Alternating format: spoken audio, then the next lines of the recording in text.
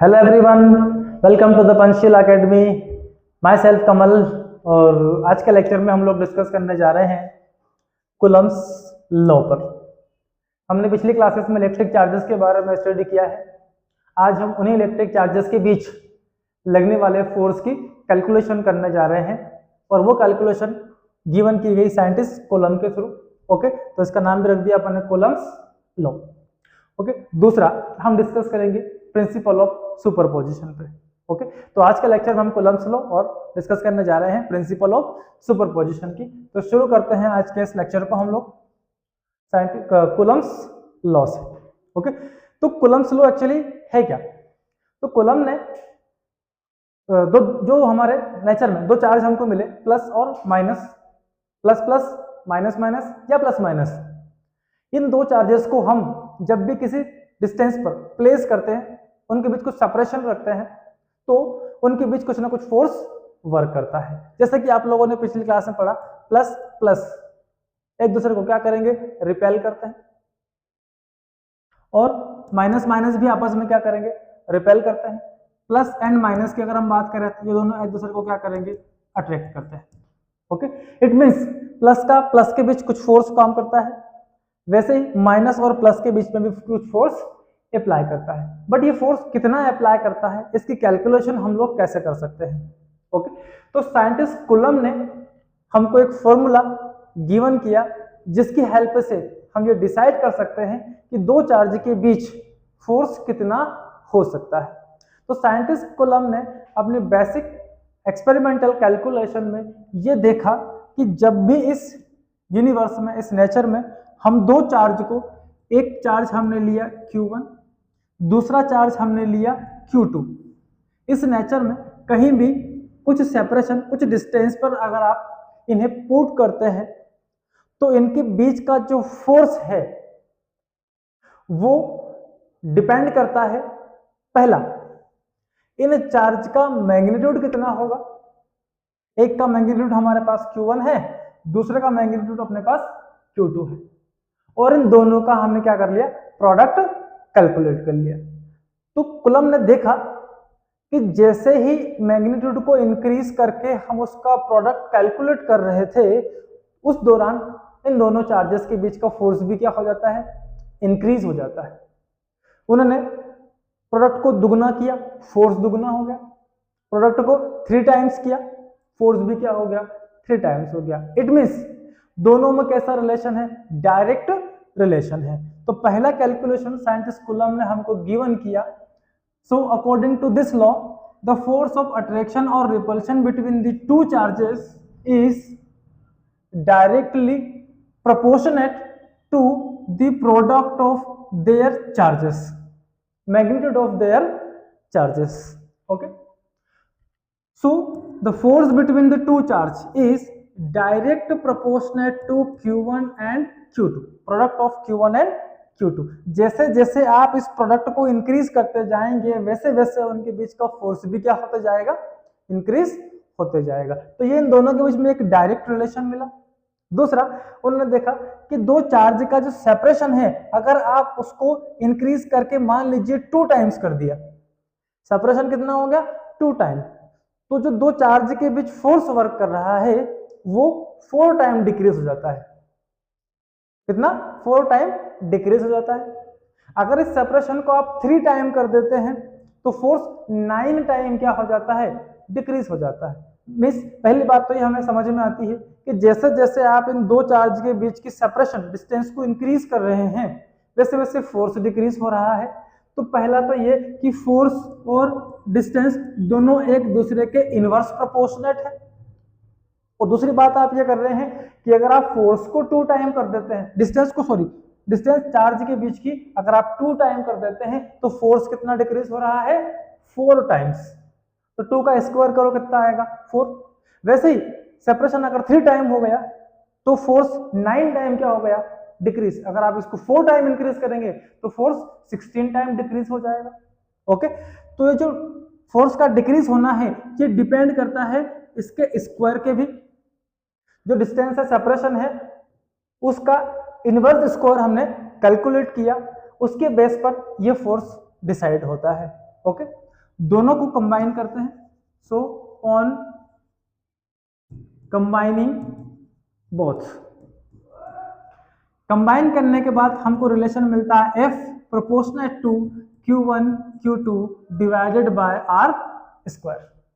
Okay, तो एक तो इनके मैग्नीट्यूड के प्रोडक्ट पर डिपेंड करता है, दूसरा इनके सेपरेशन के इनवर्सली स्क्वायर पे फोर्स डिपेंड करता है, और तीसरा कॉलम में देखा कि अगर इन चार्ज के बीच हम कुछ डाल दें, यहाँ पर फिलहाल हम देख रहे हैं कि इनके बीच कुछ है नहीं, मतलब फ्री स्पेस है, ओके, वैक्यूम है, उस केस में ये फोर्स कुछ वर्क कर रहा है। अगर आप इसको चेंज करके कोई दूसरा मीडियम डाल देते हैं तो फोर्स में भी क्या आ जाते हैं, कुछ चेंजेस आ जाते हैं। तो फोर्स मीडियम के ऊपर भी डिपेंड कर रहा है, दो चार्ज के बीच का मीडियम क्या होगा। So this force is also depend on medium, depends on medium between the charges. तो हमने मीडियम के लिए अप्लाई किया K into Q1 Q2 divided by R square. Here K क्या है, K हमारी एक कांस्टेंट क्वांटिटी होती है, here K is a constant, okay. और ये जो कांस्टेंट आपको यहां दिख रहा है K, किसके लिए अप्लाई किया अपन ने, दो चार्ज के बीच मीडियम कैसा है उसके लिए हमने इसको अप्लाई किया है। So this K is depends on medium, इस K की वैल्यू मीडियम के बेस पे डिसाइड होती है। अगर आप मीडियम चेंज करेंगे तो K का वैल्यू भी चेंज हो जाएगा, और इस K की मैथमेटिकल वैल्यू हमारे पास है 9 इंटू 10 टू पावर 9, इसको आपको डायरेक्ट याद रखना है, ओके। दूसरा इसका हम वैल्यू लिख सकते हैं 1/4 पाई एप्सिलॉन नॉट। वैसे जनरली एप्सिलॉन लिखा जाता है, यहाँ हम बात कर रहे हैं कि दोनों के बीच फ्री स्पेस है या एयर है, एयर और फ्री स्पेस लगभग हम सिमिलर मीडियम मानकर चलते हैं। तो एप्सिलॉन जो यहाँ पर है, ये एप्सिलॉन क्या चीज है, ये है permittivity of the medium, permittivity of medium, ठीक। यहां पर एप्सिलॉन नॉट लिखा है, तो ये परमिटिविटी हो गई किसकी, उस मीडियम की जो यहां पर प्रेजेंट है। कौन सा है यहां पर, free space, permittivity of medium, okay. और कौन रखा है यहां पर, इस पे फ्री स्पेस या वैक्यूम, इन दोनों चार्ज के बीच में प्रेजेंट है, ओके। तो K की वैल्यू या तो आप मैथमेटिकली ये रख सकते हैं या 1/4 पाई एप्सिलॉन नॉट, दोनों पुट कर सकते हैं। दोनों वैल्यू हम यहां पुट करते हैं K की, तो फोर्स हमको मिलता है 9 into 10 to power 9 into Q1 Q2 divided by R square, या आप इस टर्म्स में परमिटिविटी की टर्म्स में लिखना चाहते हैं तो ये हो जाएगा 1/4 pi epsilon naught into Q1 Q2 divided by R square, that is Coulomb's law in electrostat, that is the force between the two charges. इसकी हेल्प से हम दो चार्ज के बीच कितना फोर्स वर्क करता है उसकी बेसिक कैलकुलेशन कर सकता है, ओके। तो हमारे सामने यहां आया था permittivity of the medium, epsilon जो हमने डिसाइड किया अभी अभी, वो एप्सिलॉन क्या था, परमिटिविटी ऑफ मीडियम।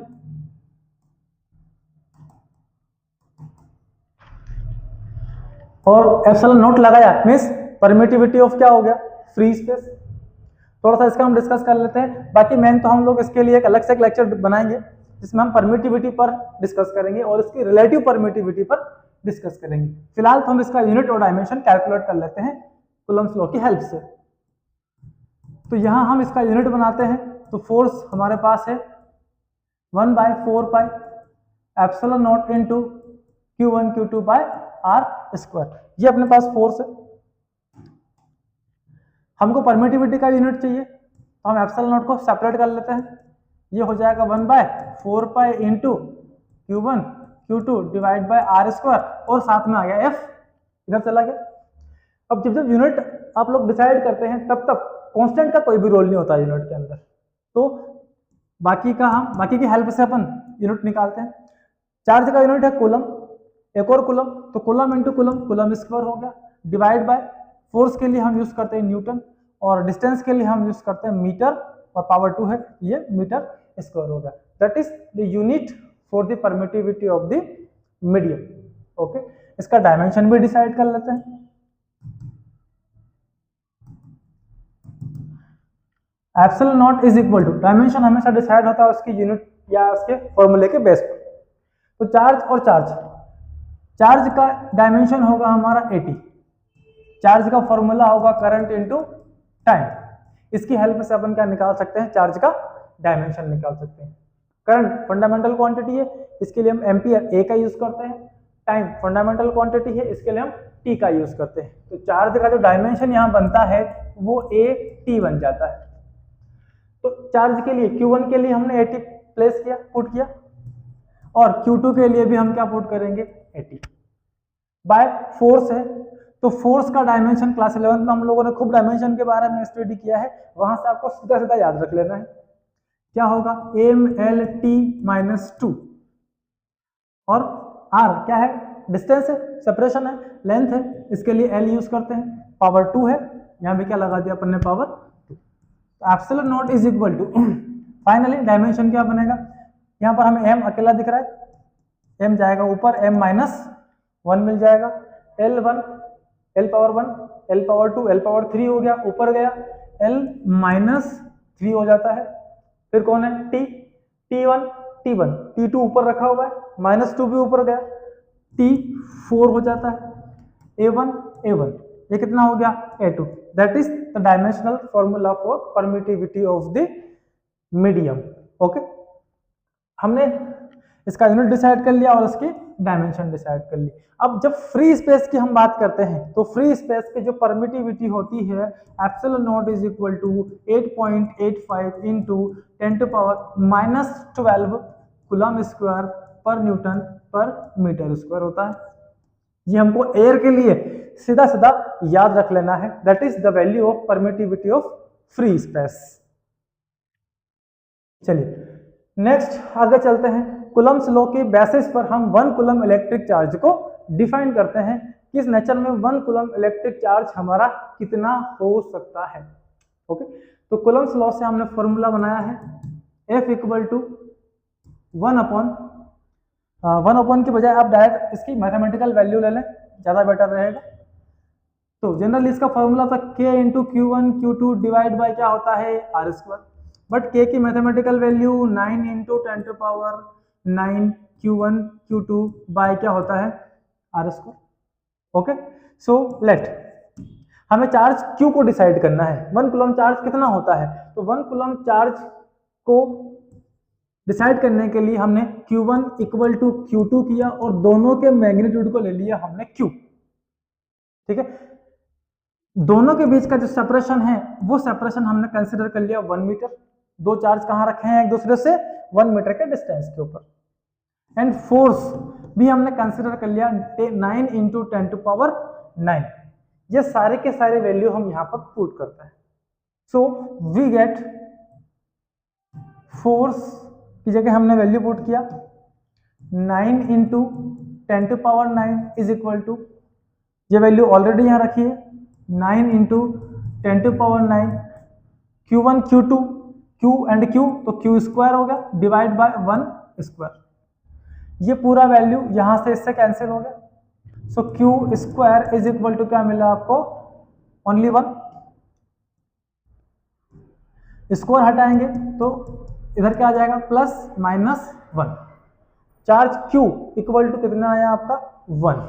ओके, तो इस तरह से हमने देखा कि 1 कूलम इलेक्ट्रिक चार्ज कब हम बोल सकते हैं हर एक चार्ज को। तो हम 1 कूलम चार्ज तब बोल सकते हैं जब आप दो चार्ज इक्वल मैग्नीट्यूड के, एक Q अगला भी क्या हो Q, और दोनों को 1 मीटर की डिस्टेंस पे हम क्या कर दें, प्लेस कर देते हैं। तो दो इक्वल मैग्नीट्यूड वाले चार्ज एक दूसरे से अगर R इक्वल टू 1 मीटर के सेपरेशन पर प्लेस्ड हो और दोनों फोर्स को एक्सपीरियंस करते हैं कितना 9 इंटू 10⁻9 न्यूटन, अगर इतना फोर्स ये दोनों एक्सपीरियंस करते हैं तो हर चार्ज को हम क्या बोलेंगे 1 कूलम इलेक्ट्रिक चार्ज। ओके, तो इस तरह से हम इसको डिफाइन कर देते हैं 1 coulomb electric charge. So when two charges which are equal in magnitude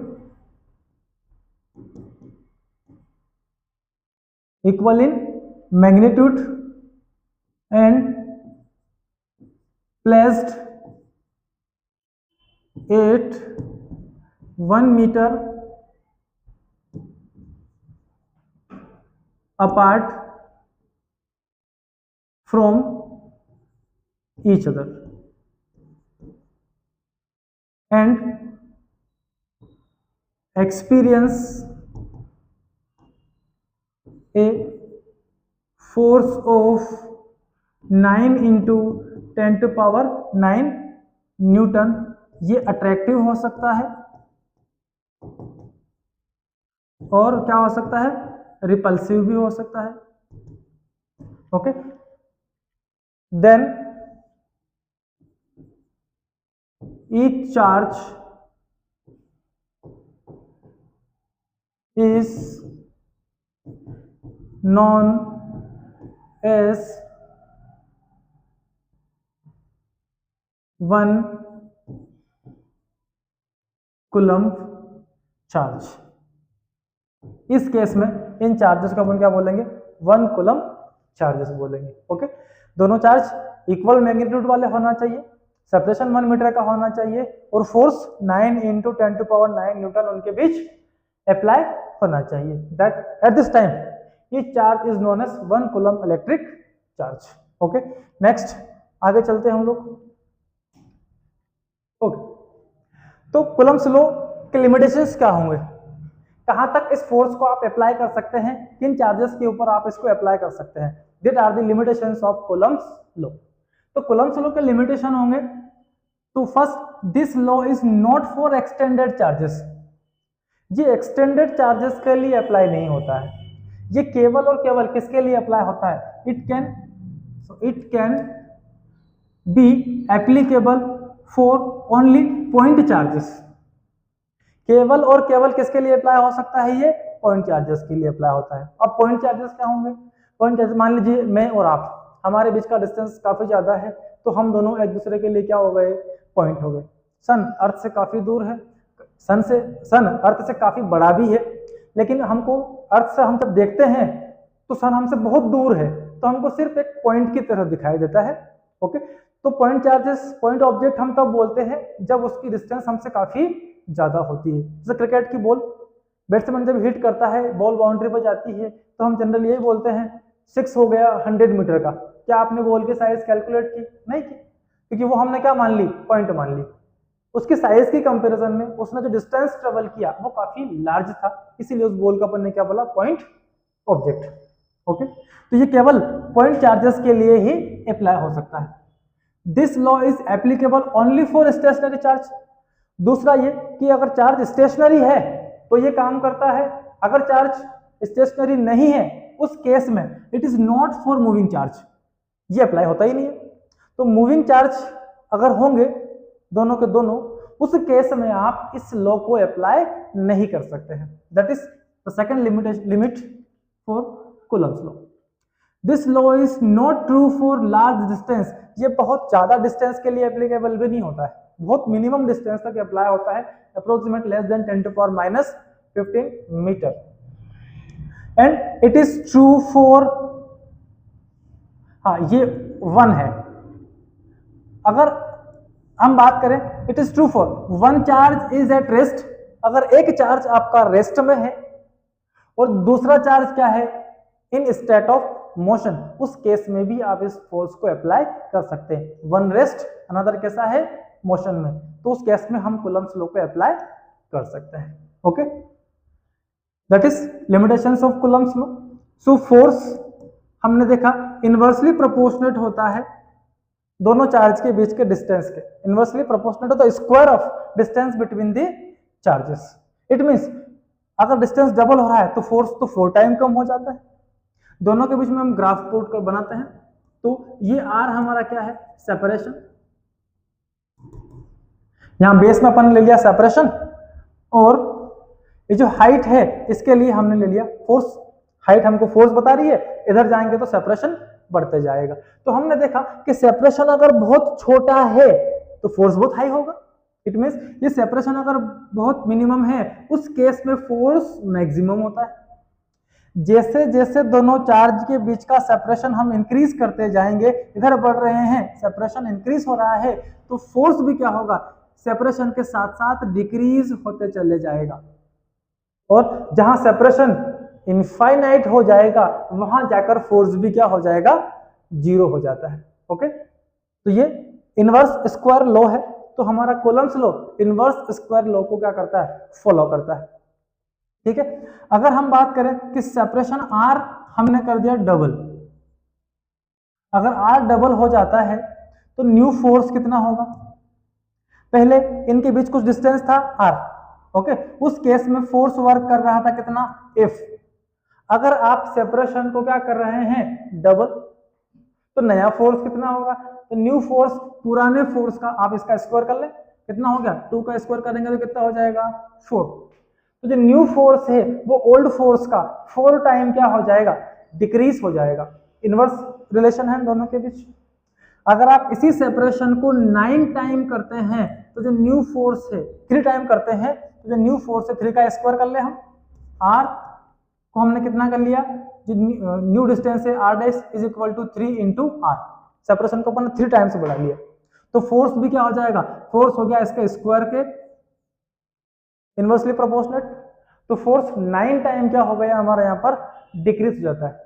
इसका उल्टा अगर r is equal to r by 2 कर दें, न्यू डिस्टेंस, अगर दोनों चार्ज हमने कुछ डिस्टेंस पर लिए फिर उनके डिस्टेंस को हमने हाफ कर दिया, अगर डिस्टेंस हाफ हो जाएगी तो new force F dash is equal to F upon 1/2 the whole square, 1/2 the whole square, 4 ऊपर गया कितना हो गया, F dash is equal to 4f। तो न्यू फोर्स कितना हो गया, 4 टाइम इंक्रीज हो गया। डिस्टेंस को अगर आप 3 टाइम डिक्रीज कर रहे हैं, मतलब r/3 करेंगे तो ये 9f के आसपास क्या हो जाएगा, इंक्रीज हो जाता है। ठीक है, तो that is the Coulomb's law. Okay, next आगे बढ़ते हैं, कूलम्ब्स लॉ के वेक्टर फॉर्म पे हम आते हैं। ओके, अभी तक हमने मैग्नीट्यूड की बात की है, अब हम इसके अंदर एंट्री कराने जा रहे हैं वेक्टर की। वेक्टर क्वांटिटीज क्या होती है, तो क्लास 11th के अंदर हमने स्केलर और वेक्टर क्वांटिटी के बारे में स्टडी किया था। स्केलर जिनमें ओनली मैग्नीट्यूड होता है, और वेक्टर जिनमें मैग्नीट्यूड के साथ साथ क्या होता है, डायरेक्शन भी रिप्रेजेंट करनी होती है। तो इसी कूलम्ब्स लॉ का हम वेक्टर फॉर्म एक्सप्रेस करने जा रहे हैं। तो सबसे पहले हमने 2 चार्ज लिए, let there are 2 charges, one is q1 another is q2 and the separation between both the charges is r। Okay, इसका हम मैग्नीट्यूड ले लेते हैं, दैट इज r। ओके, अब 2 चार्ज हैं, लाइक चार्जेस है मान लीजिए, दोनों एक दूसरे पर क्या करेंगे, ये फोर्स अप्लाई करेंगे। तो फर्स्ट चार्ज पर फोर्स अप्लाई किया सेकंड ने, तो force on first by second, और इसी टाइप से सेकंड पर फर्स्ट अप्लाई करेगा तो force on second by first. इसको हम इस तरह से डिनोट करते हैं, force on first by second and force on second by first. जिसने फोर्स अप्लाई किया उसको अपन ने पीछे रखा है। तो यहाँ हम डायरेक्शन की बात कर रहे हैं, तो एक बार हमको जाना पड़ेगा q1 से q2, दूसरी बार हमको आना पड़ेगा q2 से q1। तो इसके लिए हमको 2 पोजीशन वेक्टर डिसाइड करने रहते हैं। तो मान लीजिए q1 से q2 की तरफ जा रहे हैं, तो ये इनिशियल है, ये फाइनल है, और ये हो गया हमारा फाइनल माइनस इनिशियल। ये कब हुआ, ये जब हम q1 से कहां जा रहे हैं, q2 की तरफ। ये लीजिए इस तरफ, इधर आएंगे तो क्या होगा, ये इनिशियल होगा, ये फाइनल होगा। तो ये हमने पुट किया r1 माइनस r2। कब की बात हो गई, जब हम q2 से कहां आ रहे हैं, q1 पर। मींस जब q1 पर q2 फोर्स अप्लाई करेगा, और जब q2 पर q1 फोर्स अप्लाई करेगा तो हम ये पुट कर देंगे। ओके, सो फर्स्टली हम फाइंड करते हैं force on first by second. इस q1 चार्ज पर हम फोर्स कैलकुलेट करते हैं कि सेकंड ने कितना फोर्स अप्लाई किया है, और कूलम के बेस पर ये फोर्स का कैलकुलेशन हम कर चुके हैं। F इज इक्वल टू होता है K into Q1 Q2 divided by R square. ये हमारा फॉर्मूला है, इसी की टर्म्स में हम इसको एक्सप्रेस कर देते हैं। तो force on first by second is equal to K into Q1 Q2 divide by mod of R the whole square. ठीक है, ये तो आ गई इसकी मैग्नीट्यूड वैल्यू। हमको डायरेक्शन की एंट्री करानी है, तो हम कहाँ बात कर रहे हैं, Q1 पर। फोर्स कौन लगा रहा, Q2। इधर चल रहे हैं अपन, तो कौन सा पोजीशन वेक्टर हम लेने जा रहे हैं, हम लेने जाएंगे R1 माइनस R2 को।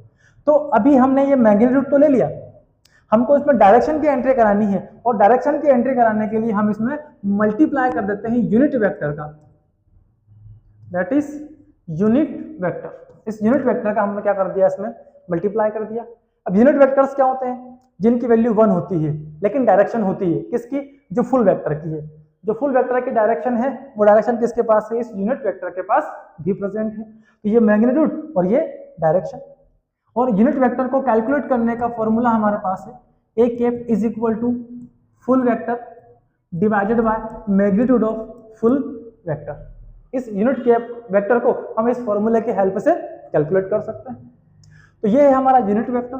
सो F12 is equal to K into Q1 Q2 by mod of R को आप क्या लिख सकते हैं, R1 minus R2, R1 minus R2 the whole square into ये यूनिट वेक्टर इसकी टर्म में एक्सप्रेस कर दो, क्या हो गया R1 माइनस R2, ये हो गया आपका फुल वेक्टर डिवाइडेड बाय ये हो जाएगा magnitude.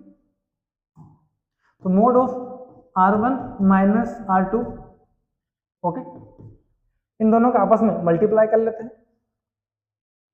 So force on first by second is equal to K into Q1 Q2 divided by mod of R1 minus R2 whole square, और वन टाइम यहां पर भी है, ये कितना हो गया 3 into full vector R1 minus R2, that is the vector form of Coulomb's law. Okay, तो ये हमने देखा कि फर्स्ट पर सेकंड ने कितना फोर्स अप्लाई किया है। सिमिलरली अगर आप सेकंड पर निकालना चाहें तो similarly the force on second by first is equal to, ये तो same K into Q1 Q2। अब हम कहाँ जाएंगे, हम जाएंगे Q1 से Q2 की तरफ। हम बात कर रहे हैं फोर्स जो Q2 पे अप्लाई हो रहा है किसके थ्रू, Q1 के थ्रू, तो हमको ये वाला वेक्टर लेना पड़ेगा। तो यहां हो जाएगा mod of R2 minus R1 the whole square, हाँ होल क्यूब कर देते हैं। सिमिलरली ये पावर भी कितनी हो गई 3, और ये हो गया R2 minus R1। Okay, that is the vector form of Coulomb's law. Okay, चलिए नेक्स्ट आगे चलते हैं हम लोग। तो नेक्स्ट हम कंपैरिजन करने जा रहे हैं दो फोर्सेस के बीच। पहला तो अभी अभी अपन ने कैलकुलेट किया इलेक्ट्रोस्टैटिक फोर्स या coulomb force, F equal to Q1 Q2 by R square, F is equal to K into Q1 Q2 by R square. Okay, तो दूसरा फॉर्म हमने क्लास 11 के अंदर स्टडी किया है ग्रेविटेशनल फोर्स के बारे में। तो force of gravitation is equal to G into M1 M2 divided by R square. Okay, यहां पर K का वैल्यू कितना था, K is equal to 9 into 10 to power 9, और यहाँ पर जो G का वैल्यू है वो होगा 6.67 into 10 to power minus 11 newton metre square per KG square. Okay, 6.67 into 10 to power minus 11 newton metre square per KG square. Okay, तो ये यूनिवर्सल कांस्टेंट होता है, इसकी इस पूरे यूनिवर्स के अंदर वैल्यू कैसी होती है, कांस्टेंट होती है। तो इसमें और इसमें क्या सिमिलरिटी है और क्या डिसिमिलरिटी है, दोनों की हम कैलकुलेशन करने जा रहे हैं। तो डिस्कस करते हैं पहले हम सिमिलरिटी के बारे में। So both obey inverse square law, दोनों के अंदर आपने देखा होगा ये आर स्क्वायर के इनवर्स प्रोपोर्शनेट है, ये भी आर स्क्वायर का क्या है, इनवर्स प्रोपोर्शनेट। तो दोनों के दोनों इनवर्स स्क्वायर लॉ को फॉलो करते हैं। दूसरा, both are act along the line joining. दो चार्ज की बात करें हम Q1 और Q2 की, तो इनकी लाइन जॉइनिंग कौन होगी, ये वाली, इसको आगे बढ़ा सकते हैं हम। तो दोनों के जो दो चार्ज के बीच जो फोर्स काम कर रहा है ये अलोंग द लाइन ही क्या करता है, वर्क करता है। वैसे ही दो मास ऑब्जेक्ट M1 और M2 अगर कुछ डिस्टेंस पर प्लेस्ड होंगे तो ये जो लाइन जॉइनिंग है दो मास ऑब्जेक्ट की, उसी के बीच में हमारा क्या करता है, ये फोर्स वर्क करता है। दोनों के दोनों कंजर्वेटिव फोर्सेस हैं, इनको पाथ से कोई फर्क नहीं पड़ता है और दोनों के दोनों फोर्स वैक्यूम में भी ऑपरेट आप कर सकते हैं। This are the similarities. बात करते हैं डिसिमिलरिटीज की। तो डिसिमिलरिटीज क्या होगी? दोनों फोर्स, जो हमारा कूलम्ब फोर्स है ये अट्रैक्टिव और रिपल्सिव दोनों टाइप का होगा। लाइक चार्जेस होंगे तो रिपल्शन काम करेगा और अनलाइक चार्ज होंगे तो अट्रैक्शन वर्क करता है, ठीक है। But gravitational force only on attractive nature का होता है, इसमें रिपल्शन का कोई भी काम नहीं। It is depend upon medium. Coulomb's law की जो वैल्यू है वो मीडियम के ऊपर डिपेंड करती है। अगर आप दो चार्ज के बीच का मीडियम बदल देंगे तो फोर्स बदल जाता है। ग्रेविटेशनल फोर्स को मीडियम से कोई भी फर्क नहीं पड़ता है। It does not depends on medium. Medium कुछ भी हो, इसको कोई भी फर्क नहीं पड़ता है। इलेक्ट्रोस्टैटिक फोर्स स्ट्रॉन्गर फोर्स होता है और ग्रेविटेशनल फोर्स वीक फोर्स होता है। ओके, कितना स्ट्रॉन्ग कितना वीक वो हम कैलकुलेट करते हैं इस न्यूमेरिकल की हेल्प से। Okay, so find the ratio of Coulomb force and gravitational force for two electrons placed at some distance apart. दो इलेक्ट्रॉन हमने लिए, उनको कुछ डिस्टेंस पर हमने प्लेस कर दिया है। अब इसके बाद इन दोनों के बीच जो फोर्स अप्लाई हो रहे हैं उन दोनों फोर्सेस की हमें रेशियो कैलकुलेट करनी है। तो charge on each electron 1.6 10 to power -19 coulomb होता है। Okay, mass of each electron 9.1 into 10 to power -19 kilogram ये होता है। ओके, हर इलेक्ट्रॉन का चार्ज इतना है, मास इतना है। रेशियो कैलकुलेट कर लेते हैं। तो पहले हम बात करते हैं इलेक्ट्रिक फोर्स की। तो force of electrostat is equal to 9 into, चलो 9 की जगह अपन रख देते हैं 9 इंटू 10 टू पावर 9। और चार्जेस की बात कर रहे हैं तो वो कौन है? एक Q1 है, दूसरा Q2 है, divide by distance r²।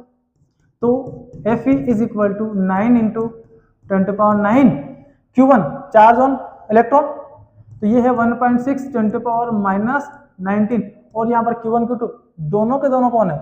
Electron है। तो चार्ज का मल्टीप्लाई हो जाएगा, तो हमने यहाँ पावर 2 लगा दिया by r²। Okay, similarly gravitational force लाते हैं। So F is equal to, F gravitational is equal to 6.67 10 to power -11 और mass m1 into m2 by r²। तो force of gravitation is equal to 6.67 10 to power -11, mass m कितना है?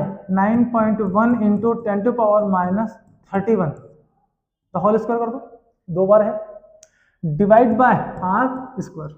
दोनों का ratio calculate करते हैं। तो Fe divide by Fg is equal to 9 into 10 to power 9, ये रहा वैल्यू, रख देते हैं 1.6 10 to power -19 the whole square by r²। Divide करते हैं इसको 6.67 इंटू 10 टू पावर -11 और into 9.1 10 to power -31 bye r²। ये तो आपस में कैंसिल हो जाता है। अब इन सब वैल्यूज को अगर आप कट करके फाइंड आउट करते हैं तो Fe बाय Fg का रेशियो अप्रोक्सीमेट आपको मिलेगा 10 टू पावर 42 के आसपास। ओके, इट मीन्स जो इलेक्ट्रोस्टैटिक फोर्स है वो 10 टू पावर 42 टाइम्स ज्यादा होता है ग्रेविटेशनल फोर्स की कंपैरिजन में। ओके, तो जो इनका रेशियो अपने को मिलता है वो लगभग, इसमें से कौन है? ये लगभग 40 के आसपास ये रेशियो हमको मिलता है। तो इलेक्ट्रोस्टैटिक फोर्स कितने टाइम्स स्ट्रॉन्गर होता है ग्रेविटेशनल फोर्स के। चलिए नेक्स्ट प्रिंसिपल ऑफ सुपरपोजिशन पर आते हैं। क्या कहता है हमको प्रिंसिपल ऑफ सुपरपोजिशन? तो प्रिंसिपल ऑफ सुपरपोजिशन में हम ये देखते हैं कि हमारे पास एक से ज्यादा चार्जेस हमको यहाँ पे मिलने वाले हैं। अभी 2 हो सकते हैं, 2 से 3 हो सकते हैं, 4 हो सकते हैं, 10 होते हैं, बहुत सारा हो सकते हैं। तो हम अगर एक से ज्यादा चार्जेस को ले रहे हैं और किसी एक पर्टिकुलर चार्ज के ऊपर फोर्स को फाइंड करते हैं तो उस पर्टिकुलर चार्ज पर जो फोर्स लगता है वो फोर्स इक्वल होगा जो डिफरेंट चार्जेस हैं सब मिलकर उस चार्ज पे फोर्स लगा रहे हैं। तो उन सब अलग अलग चार्ज का आप क्या निकाल लो? वेक्टर सम।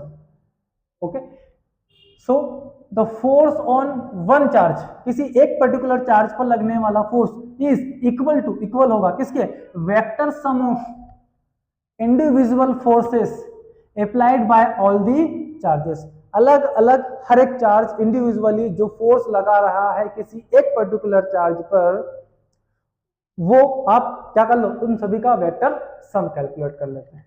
मान लीजिए हमारे पास टू चार्जेस, टू चार्जेस, एक हमारे पास Q1 है, दूसरा हमारे पास Q2 है, और इन दोनों के बीच कुछ सेपरेशन है। तो इन दोनों चार्ज के बीच फोर्स कैलकुलेट करना चाहते हैं अपन, एफ नेट हम फाइंड करना चाहते हैं सेकंड पर। ओके, तो फोर्स ऑन सेकंड कितना होगा, तो फोर्स ऑन सेकंड होगा force on second by first. अगर आपके पास दो से ज्यादा चार्ज हैं, एक Q1 है, दूसरा आपके पास Q2 है, और तीसरा चार्ज आपके पास मान लीजिए Q3 है, सो फोर्स ऑन Q2 निकालते हैं अपन।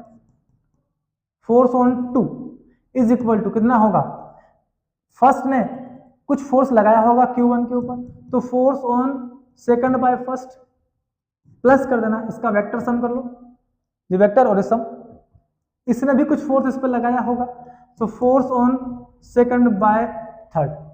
जो चार्ज आप जिस पर आप फोर्स निकाल रहे हैं किसके थ्रू, जो डिफरेंट चार्ज यहाँ पर प्लेस हैं, ये सब मिलके इस पर फोर्स लगा रहे हैं। तो ये सब जो फोर्स यहाँ लगा रहे हैं, इन सभी के फोर्स का आप क्या कर लो, वेक्टर सम कर ले, वही नेट फोर्स होगा हमारा उस चार्ज के ऊपर। अब इनको इस डिस्टेंस से फर्क नहीं पड़ता, भैया यहाँ पर डिस्टेंस कुछ है, यहाँ पर डिस्टेंस कुछ है, तो डिस्टेंस को कोई फर्क नहीं पड़ता इसके ऊपर, आपको सिर्फ क्या करना है, सभी का वेक्टर सम कैलकुलेट करना है। लेट अगर एक चार्ज Q1 है, दूसरा Q2 है, ऐसे ही तीसरा Q3 है, and so on, Qn charges है, सो हम फाइंड करते हैं फोर्स ऑन nth चार्ज। क्या होगा, force on nth by first plus force on nth by second plus force on third, force on n by third plus and so on force on n by n minus 1। Okay, that is the principle of superposition. Okay, तो next चलिए, तो आज के lecture में हमने जाना कि Coulomb's law क्या होता है और प्रिंसिपल ऑफ सुपरपोजिशन क्या होता है। दोनों ग्रेविटेशनल फोर्स, इलेक्ट्रोस्टैटिक फोर्स की हमने कंपैरिजन भी करके देखा। तो आज का वीडियो अगर आपको अच्छा लगा हो तो इसको खूब सारा आप लाइक करें, हमारे चैनल को सब्सक्राइब करें, और ऐसे ही रोचक टॉपिक्स पर समझने के लिए जुड़े रहें हमारे साथ। तब तक के लिए थैंक यू सो मच।